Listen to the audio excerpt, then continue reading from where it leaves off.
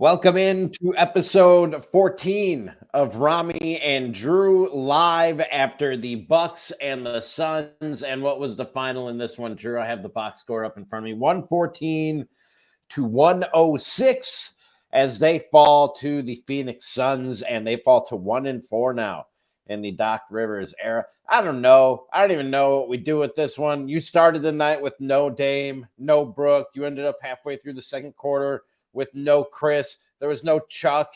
There was no Kenny. This was not a good night for the and somehow it was actually a game for the first half, and then Phoenix just pulled away in the third quarter. All right. Let's first. Are you okay? By the way, what are you more upset about? That they lost, or that you lost your daily fantasy plays? Yeah. No, I'm more mad that I needed Giannis to get one more point, one more rebound, or one more assist, and then I made $75. Instead, no, I just made 24. Pat Connaughton selfishly decided to make his last layup as a Milwaukee Buck. So I'm glad that might have been Pat's last game in a Bucks uniform. Thank you, Pat Connaughton, for making a layup when it mattered the most to me. Dude, you want to ride off into the sunset. You know what I mean? You want to be able to really leave your mark on an organization. You want to be able to, leave people with a good taste in their mouth. Leave them wanting more. Drew, we do stand-up comedy. You know the concept.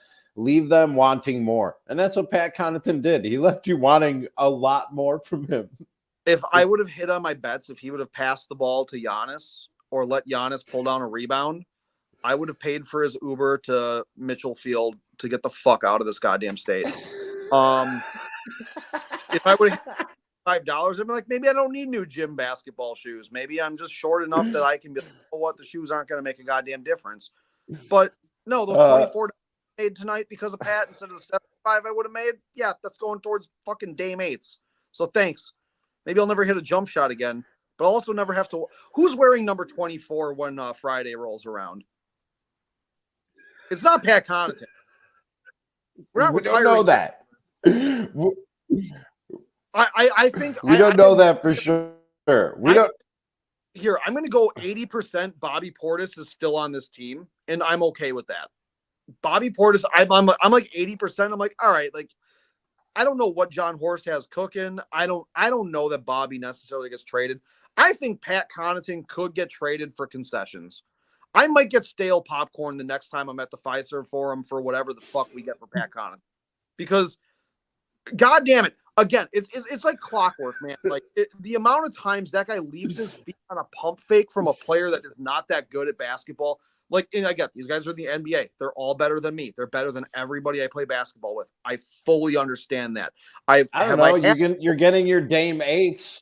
You're getting your Dame 8s, and you're getting back in the gym. Are they better than you? We'll find out. I said a week ago that the 10-year-olds that play on the little kid court next to the adult court, they could pump fake and Pat Connaughton would bite on it. So I'm sure he could torch all of us, but I think we could make it a game. In a game of 21, I think we could lose to Pat Connaughton 21-15. I am confident that we could get some open jump shots on Pat Connaughton at this point in his career, and that's fine. You know what? Father Time, undefeated, and Pat Connaughton, very defeated. And me right now with my underdog bets because of Pat Connaughton, also defeated. So, I'm a little salty. There's a lot of salt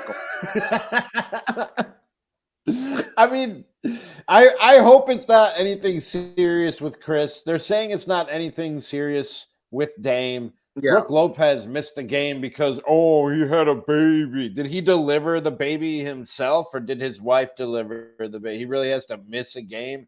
They said in a Facebook group chat somewhere. But I think it would have been. I'm not that worried about tonight, Drew.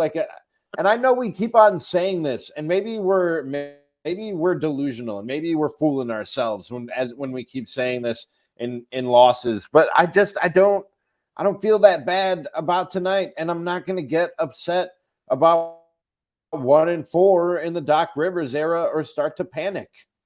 I feel good about the way a lot of the guys played tonight. Like, honestly, like I it's easy to be mad about losing games in 1-4 in a road trip, especially when you could have circled 2 of these games and gone, those are wins.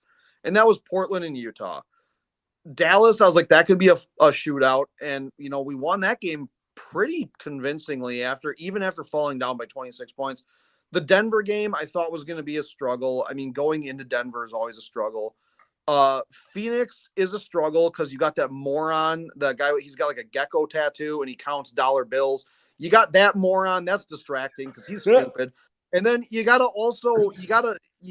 call a timeout and you gotta ask which player on the Phoenix Suns has more shit on their face. Is it Brad Beal with his goddamn mask of whatever the hell, or is it Devin Booker with Kylie Jenner's makeup? Like Devin Booker, like his name is the longest last name in the NBA. Like you would think that it'd be like Dorian Finney-Smith, or it'd be like Antetokounmpo, or the other Antetokounmpo.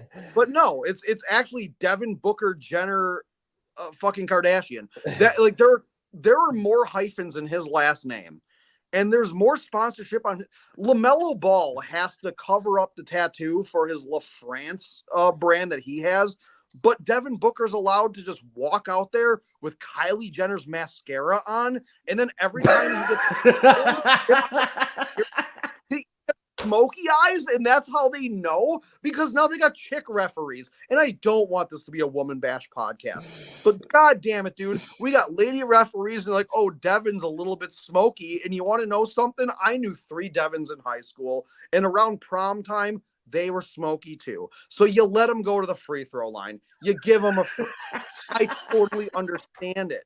And that's why Devin Booker is goated above Kevin Durant, who the back of his head looks like a goddamn worn out diner made shoe. But that's fine. Shave it all or don't. But you know what? Just because you want to be in the GOAT conversation doesn't mean you also grow a beard like mine to start saying I at least look like a GOAT. You fuck ass. I hate. Are you okay? Are you okay? Because we just said like there's not that much to be upset about, yet you seem very upset and are making personal attack. First of all, didn't I tell you? The Suns. They're when they were talking at the end of this game, and they're straight up going, "Oh, this is what this big 3 could be." Oh, you beat AJ Green with Brad Beal? Holy shit. Oh my God, this big 3 could beat a G League team. Well, fuck me. Let's not play the goddamn playoffs. We got Brad Beal 85 points between the 3 of them. Holy shit. I get it. And okay, so this is the last one I'm going to gripe about before we start bringing people in who are probably, they're probably sober. But here's the thing. Brian Anderson, you remind me of how many topos are we in tonight? Well, I said I opened up. Don't go after Brian Anderson now. Brian Anderson is one of us. Is he? Is he? Yeah. No, yes, and you would have to also lobby that he's one of me because you're a Cubs fan. So I had to listen to Brian Anderson and get excited for Ryan Braun hitting walk-off grand slams. Big Brewers moments from like 20 or 2008 all the way through like the 2011 season. The Greinke years, the Gallardo years.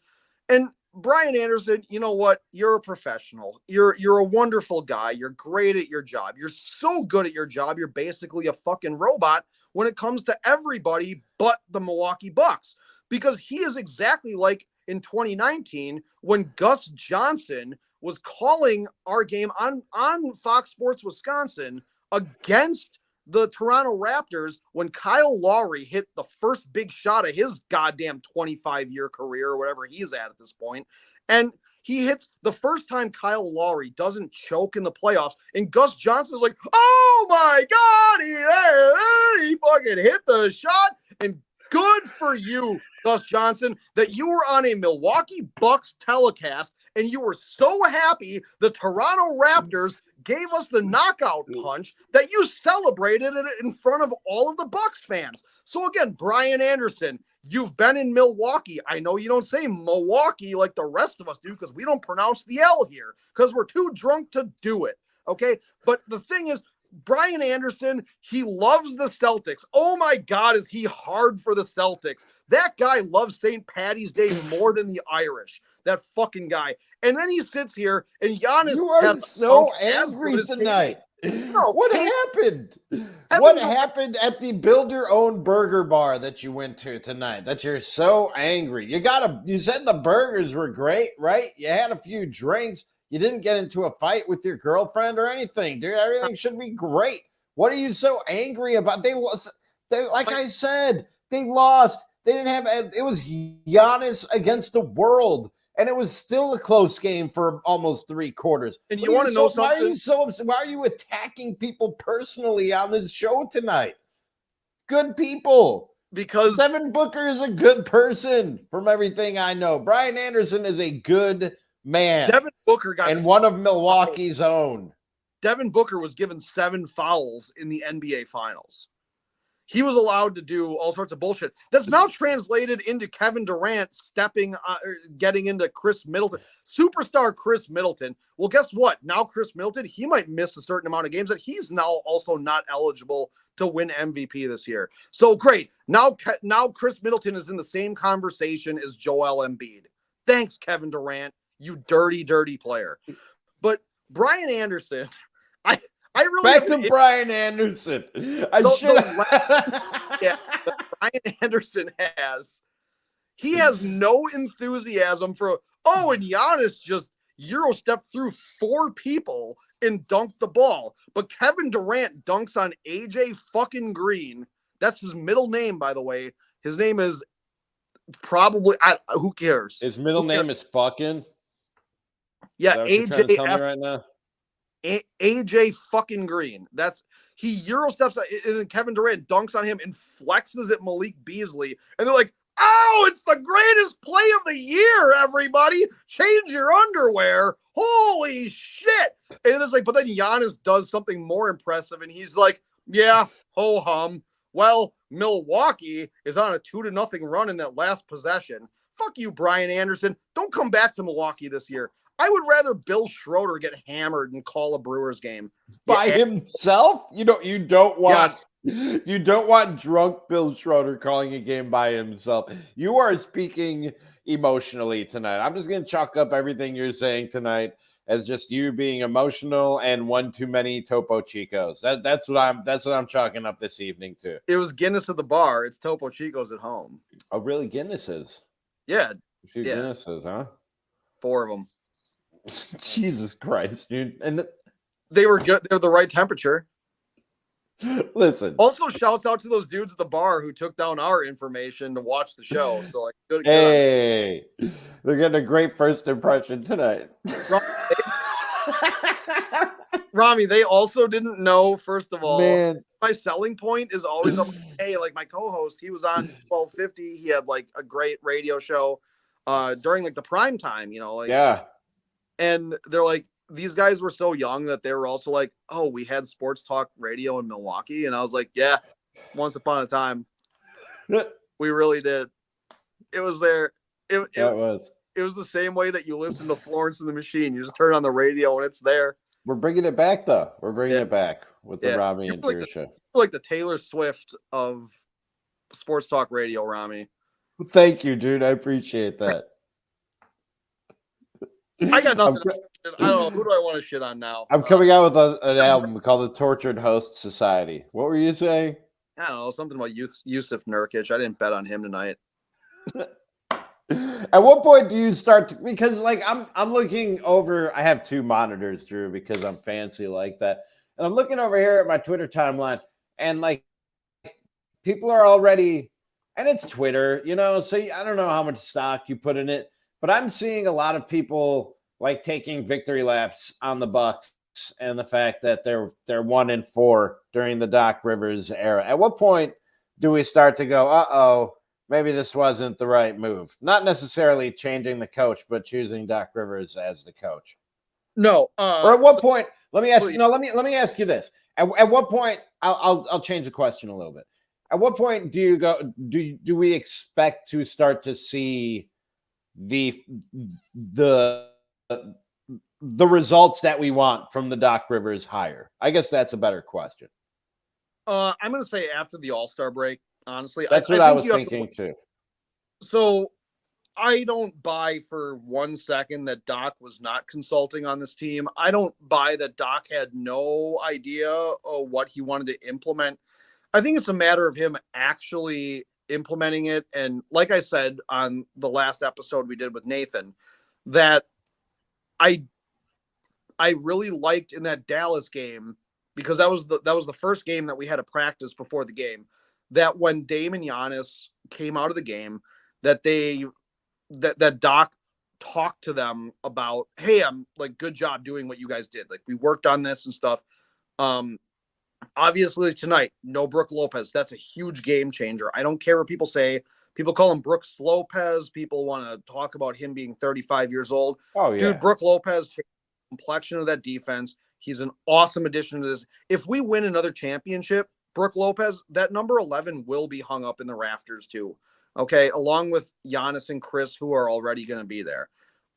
If Drew Holiday were still here and they want another one, 21 would also be up in those fucking rafters. Honestly, I could see if they win one, Dame could end up there too, being a big part of this. The big issue here is, like, they've had guys who are hurt, not feeling right, coming off a back-to-backer on a tough road schedule. This was a tough road trip. Portland and Utah should have been your 2 wins, and you dropped both of them. That was bad. Dallas would have been a forgivable loss because they're a very good team, especially under a new coach. Like, this should have been a 2-3 road trip at best or at worst.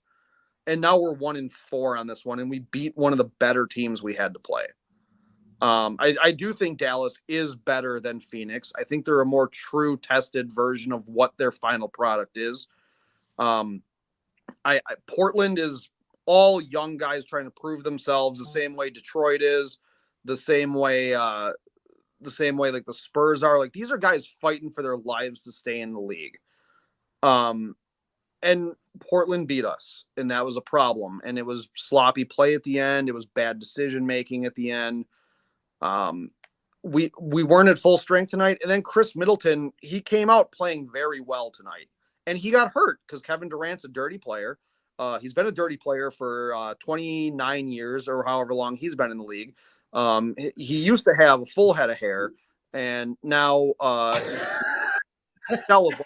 you know, first of all, I agree with you about the All-Star break. I do want to start to see some of the results that from the Doc hiring that we were all hoping for coming out of the All-Star break. And so I'm not going to worry about it now, and I'm certainly not going to worry about it when 3 of your 4 best players aren't even on the floor for all or most of this game.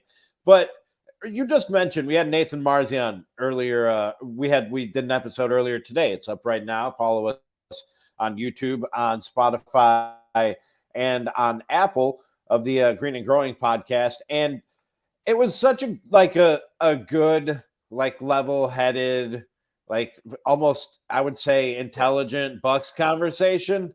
And then you just come out here on the post get like this is the same day. These are two completely different. These are two completely different Drews on the same day. And if people who are watching right now or listening don't believe me, go listen to that episode. It's like 45 minutes of good Bucks talk. And now this is you just like, I think, buzzed and a little upset and just personally attacking people. I lost 2 games of bar dice. You lost 2 games of bar dice. You lost your daily fantasy plays. The Bucks lost. Yeah, it's been a rough night for you, but you don't have to take it out on Kevin Durant. You don't have to take it out on Kevin Durant's hair. I have a Kevin Durant jersey from when he was in Oklahoma City, and his hair was fine. Yeah. So you're just discriminating based on hair, which is not okay. I know mine's a little bit crazy because the end of the fucking game was. What is going on there, dude? I noticed that. What is happening? I don't know. I usually wear a beanie. I gotta get a haircut. At least I know when I have to get a haircut, Kevin Durant. All right, you're not gonna get into the goat. You're not gonna. they're not going to make you a statue until you can make a fucking decision. All right. You're not going to get in the GOAT conversation on this one. No, like all seriousness. No, I think that once they get back into Milwaukee and they're actually able to, also Brian Anderson, you hear how I said Milwaukee because I'm from here. When they get don't back, take pride in the fact that you don't enunciate. That's not something to be proud of. It's Milwaukee. Go ahead. It's like Lisa Byington saying 5-serve for him. Like she slurs it and she seems sober as a judge.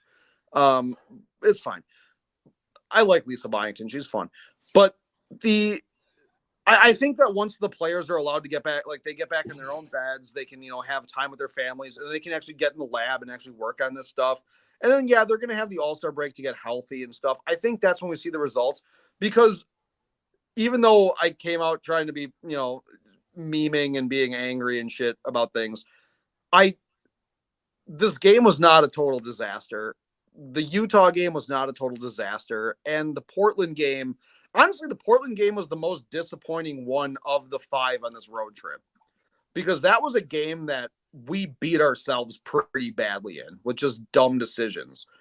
The Utah game, we ran out of gas. Dallas, we showed a lot of fight. I think the defense still has looked much better than it did under Adrian Griffin.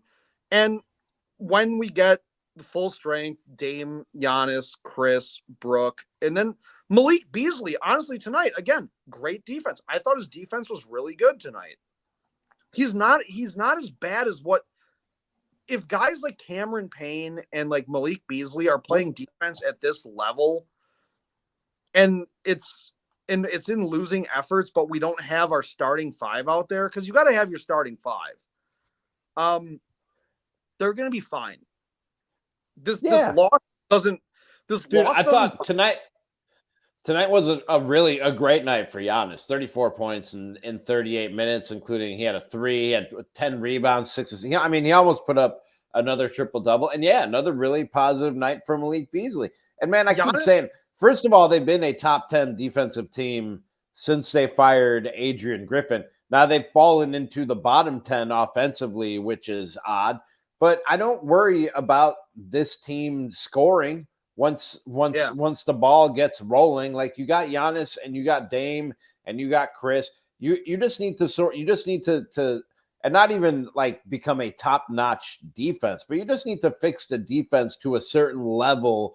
And then once those guys get clicking, man, it's a wrap for the rest of the NBA. And again, I said this earlier, I don't know if we're lying to ourselves and deluding ourselves when we keep saying, nothing to see here, nothing to worry about, everything's fine, or if we're right, but I legitimately don't see a lot to worry about on a night like tonight and with what's gone on to this point in the Doc Rivers era. I think tonight, especially early in the game, Giannis, he didn't score a point until he came back in at the end of the first quarter. I think he only had 4 points coming out of the first quarter or something like that. Like he wasn't scoring a lot. Giannis was finding guys. He was passing the ball to a lot of guys that were open, and that's, of course, with Chris out there, because Beasley and Chris were the only 2 who scored our first 12 points. Malik Beasley hit 2 3-pointers, and then Chris automatic just from the mid-range, again, like he always is. It was great. Like those guys were doing well. A couple other dudes were getting involved. Like Giannis was consciously looking for everybody else to score, so he didn't have to take it on himself. And I said in our group chat that I was like, if we keep it close, I see a Giannis takeover fourth happening. And he did try to go to the basket a lot more in the fourth quarter. He did try to like create his own shots, but he let everyone else use that energy early on so he could use it late, because he was the only guy after Chris Middleton went down. Like I'm sure the game plan was keep it close, let Giannis and Chris run a 2-man in the fourth. Obviously that fell apart because Kevin Durant, he happened to end up in Chris Middleton's landing area on that shot. If Chris was out there, I think the dynamic of this game has vastly changed. I think that the Bucks, as much as I want to shit on, Pat Connaughton, as much as I want to, meme on, some of the fun things that we can pick on and stuff, I think everybody on that roster showed a lot of fight that played tonight. Like Mm-hmm. Lopez, I thought he showed a lot of fight. There were some ugly hook shots he made or he took, but he also had some very good moves around the basket that I'm like, all right, I would be curious to see for a couple minutes here and there when Brooke is back. What does a Robin Lopez and Brooke Lopez, both of them out there at the same time, what does that look like down low? The both of them are the exact same person. One's got fun hair, the other one he's a dad now or something. Let those guys let's just see what happens out there. That'd be kind of fun. Like there's enough encouraging things that happen in this game that I'm actually not mad. It's just fun to be mad, I guess. Bobby had a solid. Well, he only had 5 points and he was 2 of 9 from the field. But I felt he was still. We've said before, like when the shots aren't falling, he seems to disappear on the boards as well. He grabbed 9 rebounds, including 3 offensive rebounds, and gave him some second chance opportunities. Like he didn't check out of the game and become a non-factor, despite the fact he was 2 of 9 and only had 5 points. He was actually a +2 on the night in his 31 minutes on the floor. So yeah, I thought there were plenty of positives to take out of this game, man. And like I said, I'm not going to put, whether it's the Phoenix Suns or anybody else, I'm not going to put a lot of stock into a game where you're missing Dame and Brooke, and then Chris goes down with an injury in the second quarter. I'm fine. I'm totally fine right now. I'm not in panic mode at all. I'm just, the Phoenix Suns annoy me. Durant annoys me at this point in his career. Devin Booker has always annoyed me.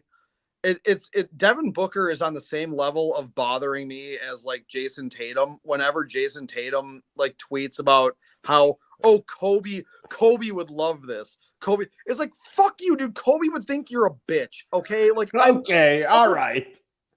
I'm so tired of this shit. Where it's like these guys like they're like assigning like, oh, Kobe would love everything about me. It's like the man's been gone, dude. Like stop assigning you disappear in big moments, dude.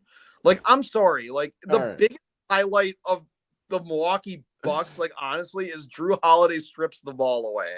And it's on Devin Booker, and all he does is goes, it's like, dude, like, I'm sorry. You're wearing your ex-girlfriend's mascara because it doesn't expire. Like, is it X? Are they broken up? Oh, yeah, she's with Bad Bunny. Yeah.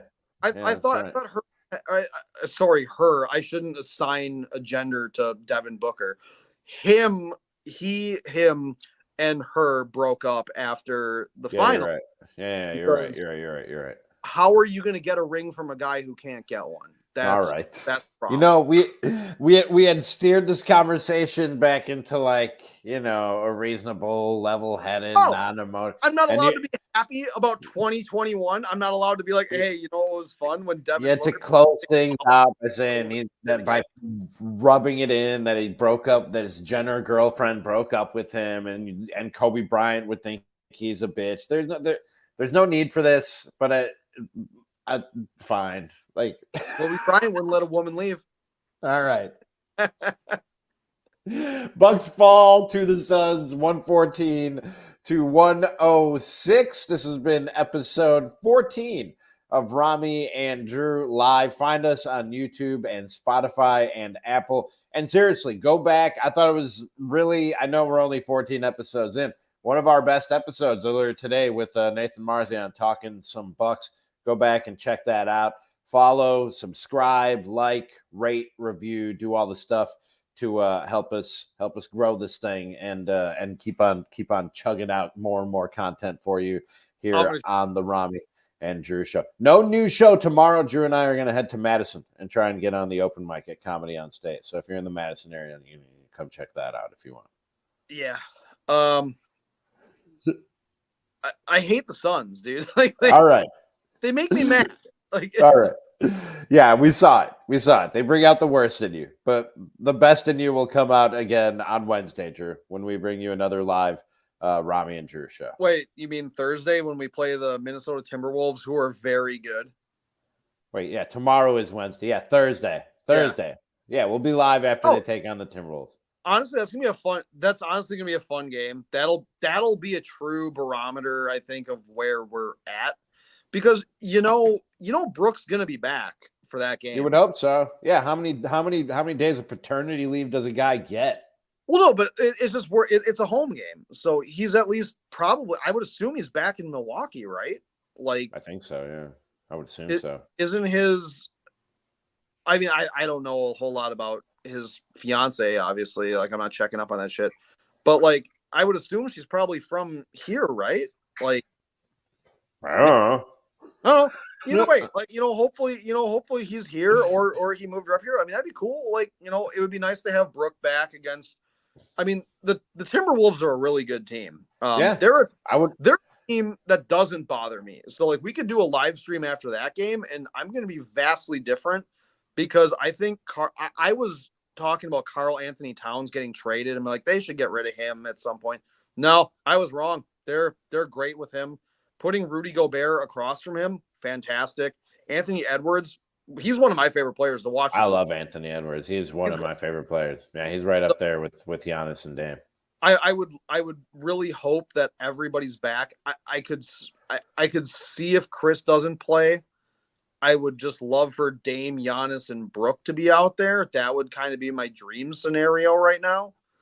With the way Malik Beasley's been playing again, because I really like Malik Beasley, and I think that tonight, man, the looks he got, he just didn't knock him down, but Giannis really created some great shots for a lot. Oh yeah. I'm excited for the Timberwolves game. I'm worried if we lose another one and we go 5-1 in the last 6, that would be kind of shitty. You mean 1-5? Yeah, that would not be good. Yeah, a win would be really good for morale.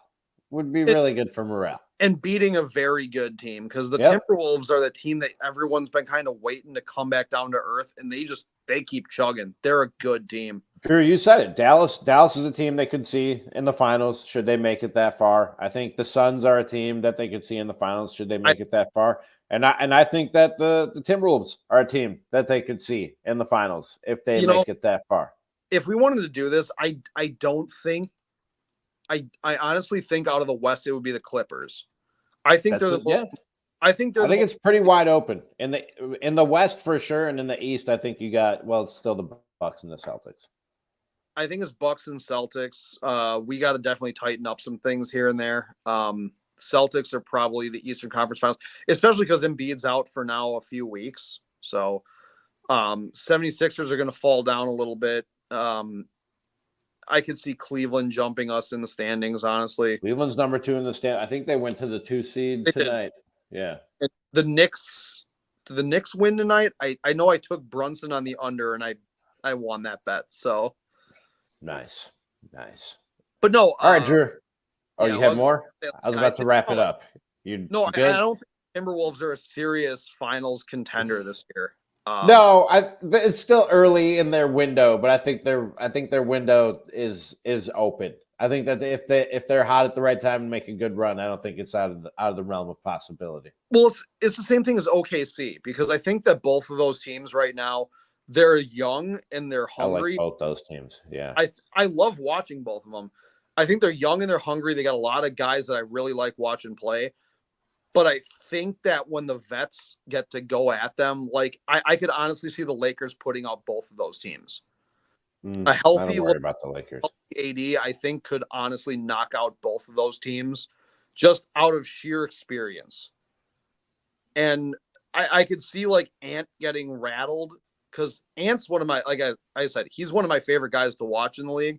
I could see Anthony Edwards getting rattled at some point and just going cold, even though he's got Mike Conley next to him that could help him out. I also could see those guys on OKC being so young together that they could do what the Oklahoma City Thunder did and just folding, and then somebody being all right, I'm out of here. But that would be in a couple of years. I was going to say, I think it's going to be a few years before we get to that point. And I think the Clippers are honestly the team that could really, really hurt a lot of those young teams that are everyone's hey, they're doing a great job. And don't forget about my Sacramento Kings, Drew. Light the beam, baby. Light the beam. they're also a team that get overlooked a lot. And I think that, I mean, those guys got there last year. Like they were really doing well. I think they're a team that really punched someone in the mouth. I just think that Minnesota's tougher than the Kings. I think I don't know. Karl Anthony Towns, I'm still not sold on him, especially when you're talking about toughness. I think I am. I think I am. I love his game, and he's a good dude. But when it comes to having that dog, I just don't know that I see it in Karl Anthony Towns. See, and I think with Rudy Gobert across from him, that takes so much pressure off of him on the defensive end. I think absolutely he is getting more comfortable being more assertive. I don't know if Cat has that dog. All right. On that note, I think we should wrap this thing up, Drew. You get the shit on Cat. You get the shit on Cat on the way out. I say all yeah. these things. Yeah, I do. I get one shot. I get one shot. You've been shooting shots all night long. A lot of people caught strays tonight, but we will come to you live after Bucks and Timberwolves on Thursday night. And Drew, I will see you tomorrow, but we will talk then. Yeah, I'll do my hair better. All right. Yeah, do something about that hair. I'll talk to you later. All right. Later.